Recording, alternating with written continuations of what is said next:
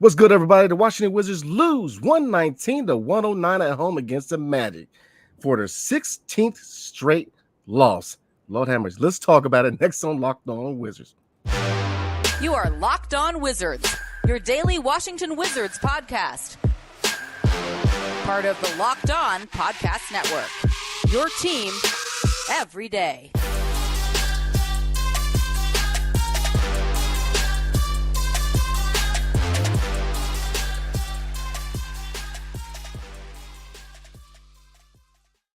What's good, everybody? It's your boy Brandon Scott again with my guy, the real Ed Oliver. And we appreciate you guys making Locked On Wizards your first listen every single day. We are free and available wherever you get your podcasts and on YouTube. Part of the Locked On Podcast Network, your team every single day. And tonight's episode is brought to you by Gametime.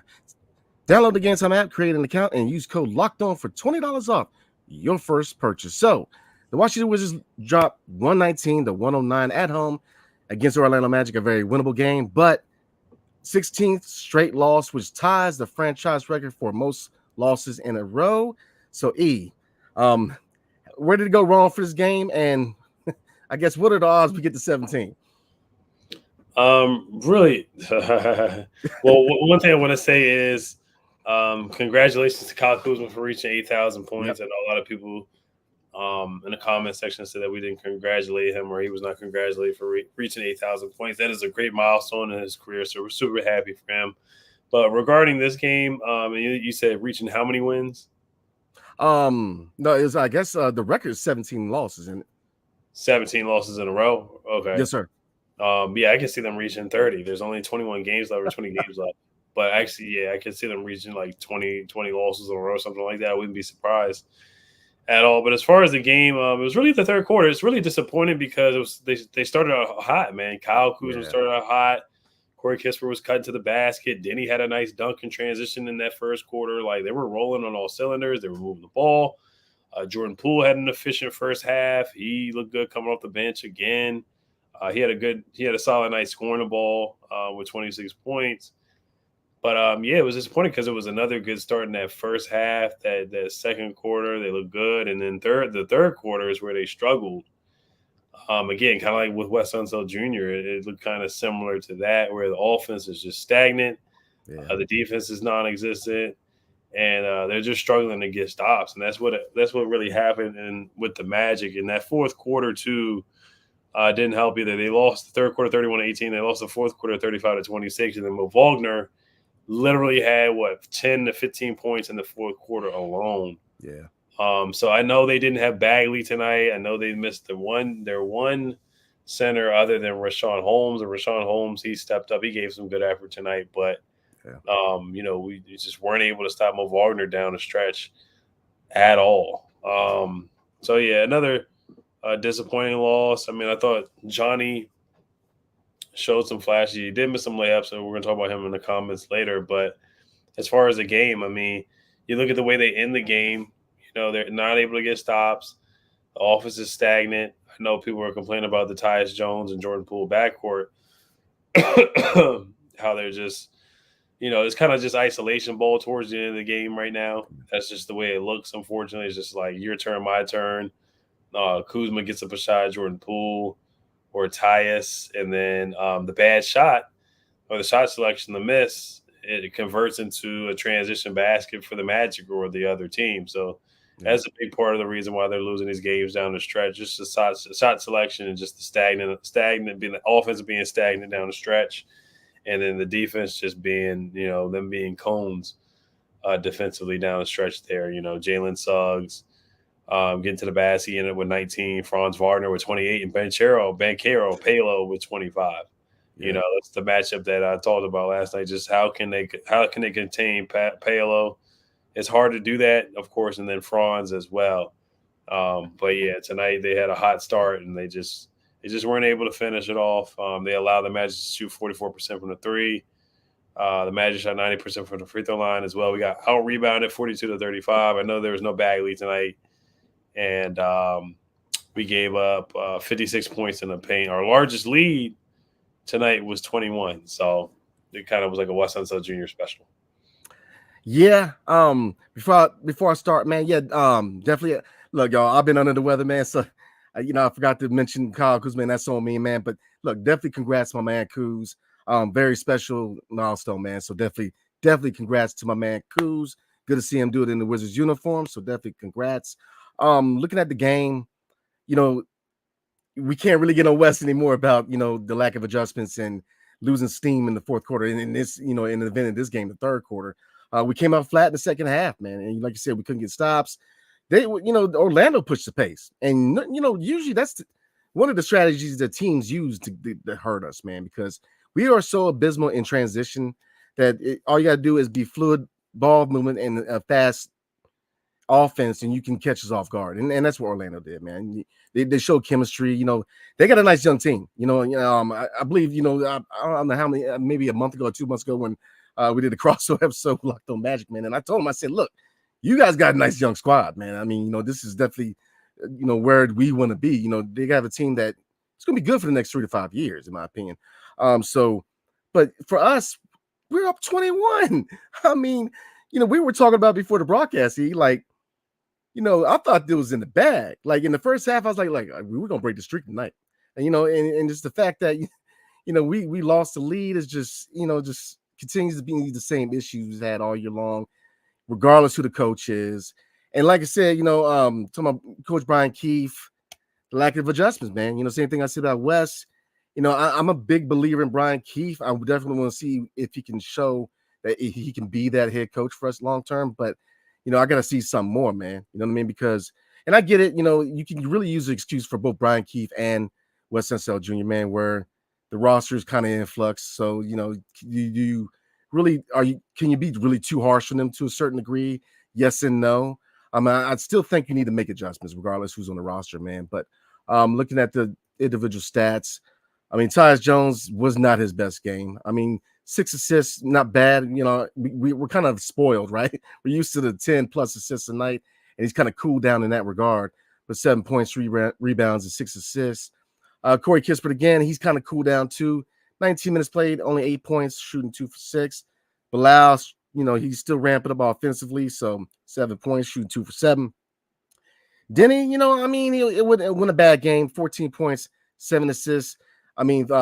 Or 7 rebounds, and 3 assists, shooting 6 for 13, 1 for 4 from 3. And I'll say this, man, he had some good passes. They were in the first half.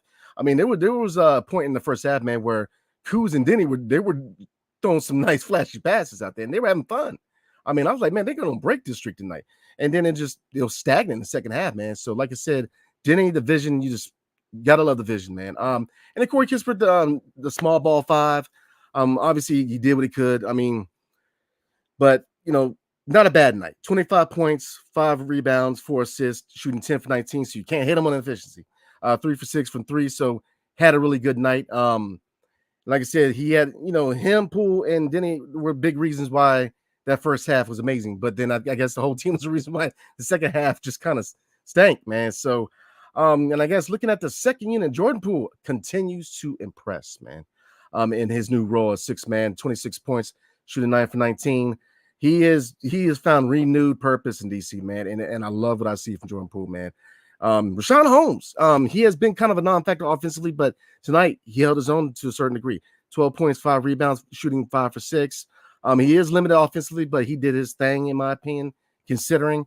And Johnny Davis, hey, I guess we gotta give him a little clap, man. 8 points, you know what I'm saying? Like, it's progress. You got to say it's progress. We still got to work on them layups, man. He's hitting threes. We got to bring it in.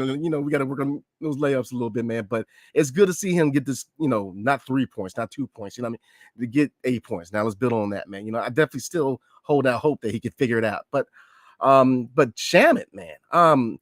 Real quick before we move on, man. Do you see any reason for him to get minutes? He's so inconsistent. And at this point, man, do you still see that he needs to get minutes? For you said Shamet? Yeah.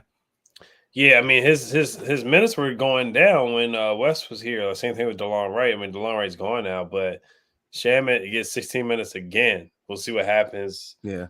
the next couple of games, because like I said, his time was coming down, and if Johnny can hit shots and make layups, because he missed layups again.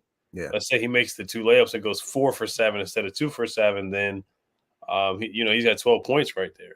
Yeah. And if Johnny's coming in and playing well, and I like Landry. Landry's had some good games this year. He's had some bad games. As of recent, hasn't played too great. I would give those minutes to Jordan Poole, or maybe even Julian Champagny, or RJ Hampton, one of those guys, one of those young guys that were playing well in the G League, like Hamidou Diallo, deserve a contract for sure. Yeah. I mean, deserve, some time.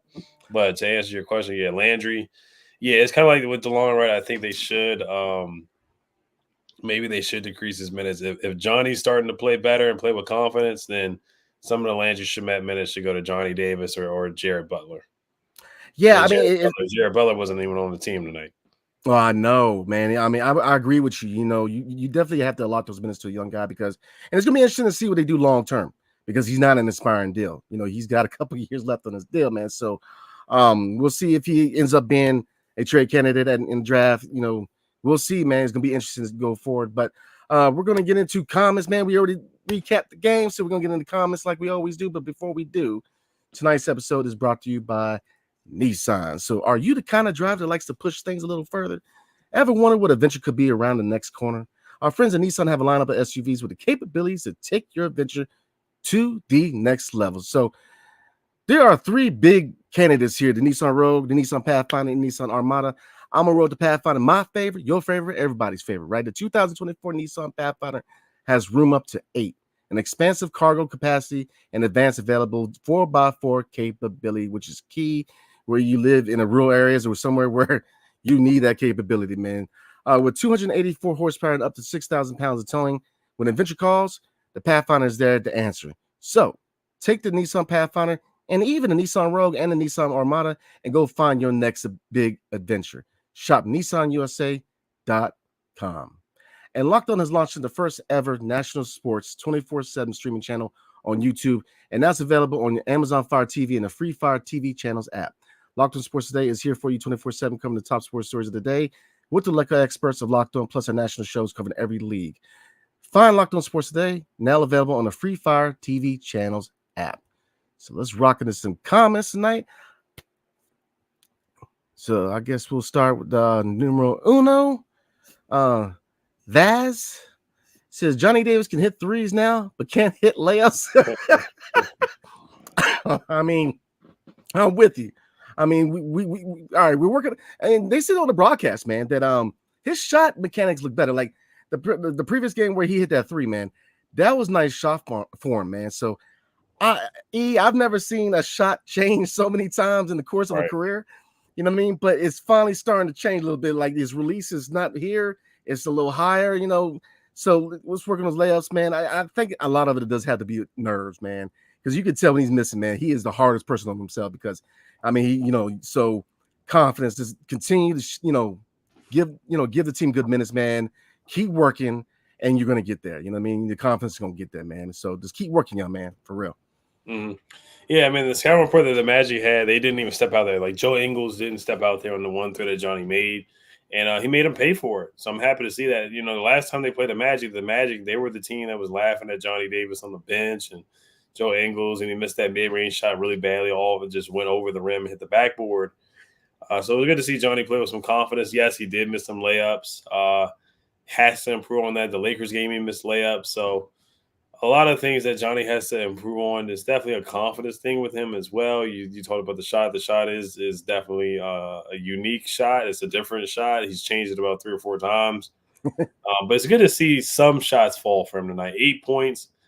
I know it's not a lot, but it's like, okay, compared to what he's been doing, this is really, really good. I want to see how many minutes he got tonight. But I know with the season being almost over, he played 18 minutes tonight, which is really good. Bagley didn't play, so maybe that might have opened up more minutes for Johnny Davis to play. And Anthony Gill didn't play. Jules Bernard didn't play. RJ Hampton didn't play. But, 18 minutes, I think that's around what he should get. I think he should get more than that, honestly. Yeah. Especially with the season almost being over. But, yeah, I like that he knocked down the threes, and he made some nice passes as well. Played with some effort on the defensive side of the ball too, but some building blocks for Johnny. Building blocks. Still, got to make your layups, but at least, he knocked down some threes with confidence. Absolutely. Love what I saw, man. It's from DMB for life. And just like that, Brian Keefe has lost the fan base's trust. He's not a head coach material. I mean, I'm not ready yet, but I need to see more. That's kind of where I'm at. Like, I get it. He does have high regard from former players that, like Kevin Durant. The experience is there, the knowledge, the basketball IQ is there. They responded to him right after he became interim head coach. I don't know if it's him. I don't know if it's just, lack of effort, but I do need to see more. So yeah, I'm willing to give him the rest of the second half to see if he can be that guy for us, man. But I think going forward, we were talking about it before the broadcast about potential head coaches we like.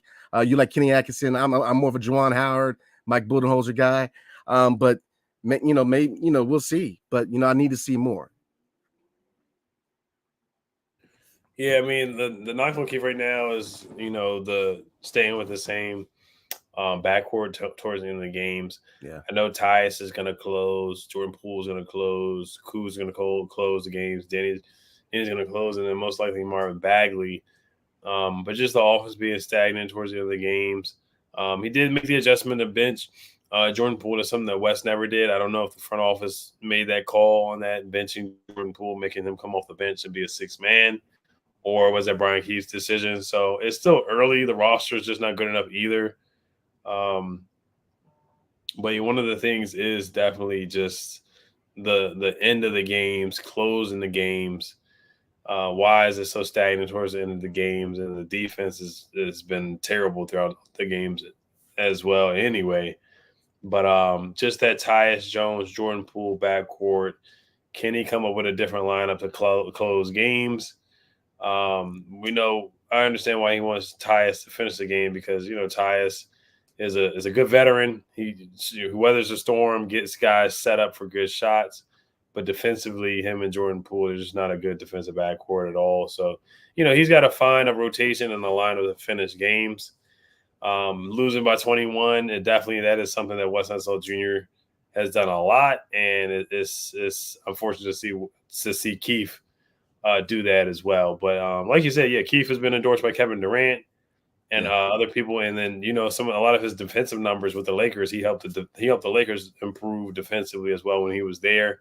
Haven't seen that yet here so far because just the roster's bad. Don't want to make any excuses, but I think honestly, we definitely have to look at it outside candidates. I think you have to in this coaching process for sure. So I think they should give him a shot to get the job, but they definitely need to look at outside candidates like Kenny Atkinson, Budenholzer, other guys like that. So, as far as losing the trust from the fan base, it is what it is on that.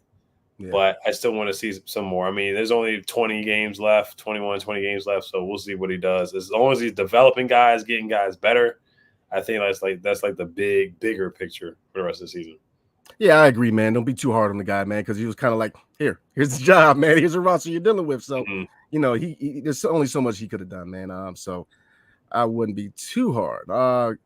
Cotty, 1999 says, random fact of the day.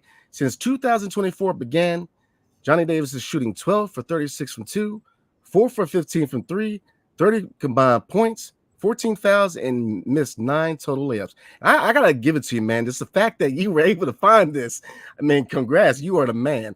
But, yeah, I mean, like we said earlier, man, like layups just you got to work on those, man. But I think a lot of it has nerves, man. I mean, he's been laughed at. He's been ridiculed, man. It's just his nerves, man.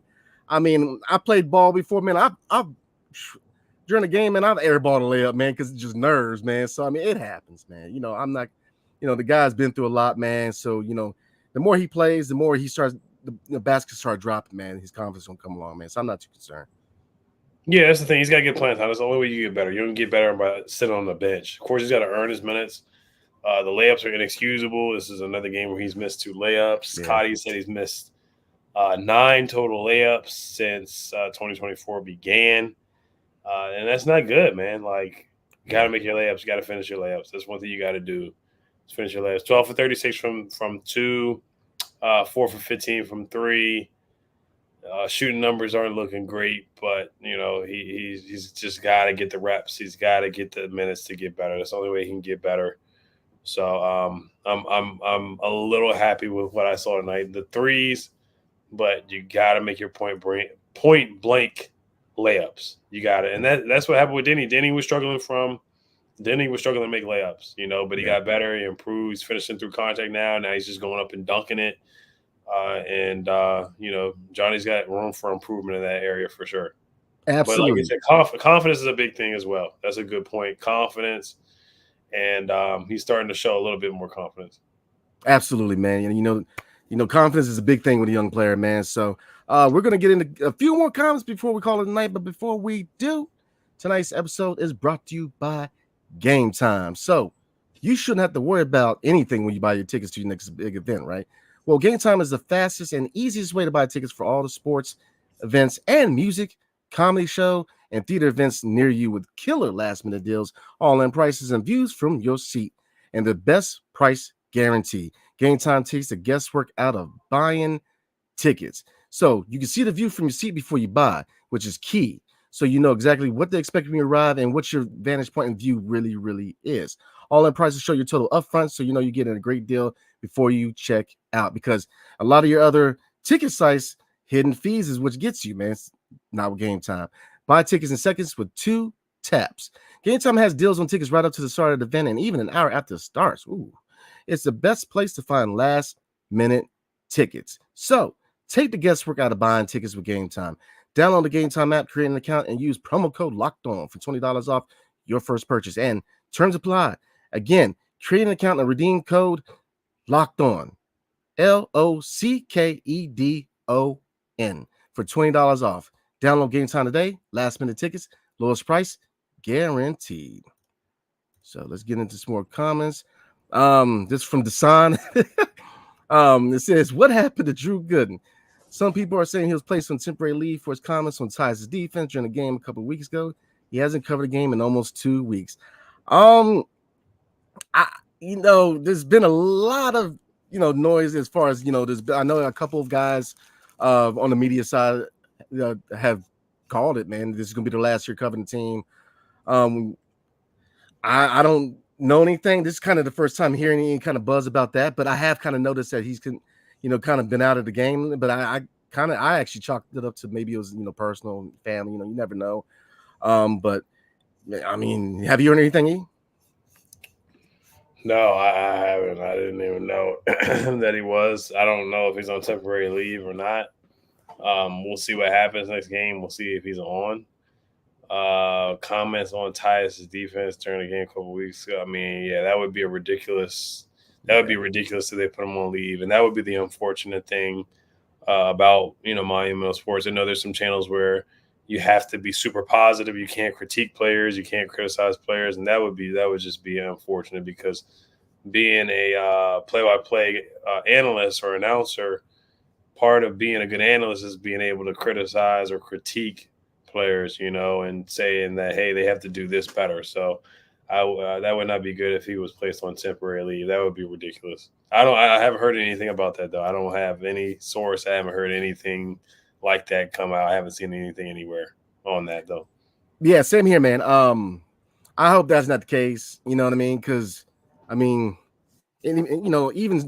Ray Charles can tell you that Ty's defense ain't up to par, man. Like, come on, it's nothing new here, man. So I hope that's not the case, to be honest with you. But I mean, you never know. I mean, it could be family related. I mean, it's a long season. It could be anything. So I'm hoping that, because I do enjoy the broadcast with him and Chris Miller, man. So with him being a former player, he definitely brings an insight that a lot of the announcers don't have, because he's a former player and obviously a former Wizard. So I'm hoping that's not the case, man, because I do enjoy him being here in DC as the play-by-play guy. So I guess we'll do a couple more, man. If you see a couple, E, you can go ahead and pop them up. Yeah, there's someone that we can talk about tomorrow, possibly. Got you. Somebody else, Desan, is talking about Deni wanting to leave the team right when he gets good. I've been very impressed with him this year, but Bill Simmons reporting that he doesn't want to be here sucks. So we already talked about that earlier. Yeah. You know, we don't know how true that is. I mean, the trade deadline came and went, and that rumor was said before the trade deadline. So if Deni really didn't want to be here, I think he would have requested a trade before the deadline came. So, and he's still on the team. So I don't know how true that rumor is, to be honest with you. Let's see here. And Cotty99 says, I don't think it's fair for Deni to request a trade. We waited 4 years for him to finally hit this year. And he's talking about he's not happy here when he finally gets good. Like I said, Cotty, I wouldn't get too worked up from it. It's Bill Simmons. Yeah. Bill Simmons, we don't know how trustworthy he is with his sources and stuff like that. I mean, yeah, he always comes up with some crazy trade machine ideas and stuff like that where the Wizards get fleeced because, you know, he's a Celtics fan. So I wouldn't take too much stock into what he has to say. I don't, you know, who knows what he knows and what he doesn't. So I just wouldn't take too much stock in it. But as far as Deni, if he does want to get traded, then, you know, so be it. You know, wish him the best. But I don't think there's much. I don't know how much truth is to that rumor. Yeah, Bill Simmons, man. I actually watched the podcast, man. I mean, yeah, he's got his moments. I felt for that once, man, because, you know, he has some good moments where I was like, oh, okay, you know, he's got that source. And then he has some stuff at a left field where it's like, come on, man, like I'm propping you up and you let me down, man. So you never know with Bill Simmons. But I mean, I don't think there's too much to that, man, because he just signed an extension. I mean, it's kind of like, you know, getting the keys to a new apartment and then telling your landlord 24 hours later, man, look, I really don't want to be here. You know, he signed an extension. I think he's going to be here for a while, man, because I think he knows eventually, you know, it's going to be a young man. It's going to be youth movement in DC. Eventually, they're going to move on from these vets, man. And, you know, he's probably going to be the number one option next year or the year after there, man, because, you know, you got to see what you got in these young guys, man. And especially, you know, this draft coming up, man, you're going to have three more young guys on the roster next year, man. So there's going to be a lot of important decisions going forward for this team. So I don't think there's too much to that. I mean, I'm sure there was some frustration at a certain degree because it's just been one of those seasons, man. But Crystal Scott said, great show as always. Appreciate you. So yeah. Oh yeah, Shook Biz one. Yeah, hey B Scott, thanks for the B-Day shout out. Oh, absolutely, man. You know, look, you don't mind me asking, man, how old you turn, man? So we'll see comment back, Shook Biz. We'll see how old Shook Biz, man. But what's up, Shook? What's good? So yeah, man. Yeah, it's been a long season, D. It's been a long season. So I guess we can we'll answer a couple questions tomorrow. Pick up where we left off. 46. Okay. The elder statesman. I like it, man. Appreciate okay. All right, yeah. It's a good year. Yeah, and once again about Kuz, Real Tone T says, Kuz got to go. I'm sorry, not sorry, but the guy's not developing with him shooting so much. Once again, congrats to Kuz for reaching 8,000 points in the league. Yeah, I mean, he went 10 for 19. So he actually had a better shooting night. But, of course, it's sometimes more than just the percentages. It's about when you take those shots. Jordan Poole, before the halftime, he took a heat check 3, which I didn't like. He did the 2-for-1 thing. I still wasn't a big fan of that. But other than that, his shot selection was a little bit better than what he usually does. Some of the shots he usually takes. But as far as Kuz, yeah, he takes a lot of shots. He does. You know, he's going to take. He has one of the highest usage rates in the NBA. He has one of the most highest field goal attempts in the NBA. So he's getting up a lot of shots. He has the ball in his hands a lot, and you know, he's a legitimate scorer. He is. So, but for these young guys to develop, I get it. But at the same time, they have to play better. Like Johnny has to play better, whether Kuz is shooting shots or not. Johnny Davis has to make layups, and Deni's getting more aggressive. So I think he's still, you know, even though Kuz is getting his shots up, Deni's still having some really good games. And Corey Kispert has improved. And yeah, those are most of the young guys that definitely have, you know, gotten better with Kuzma still being here. And then Bilal.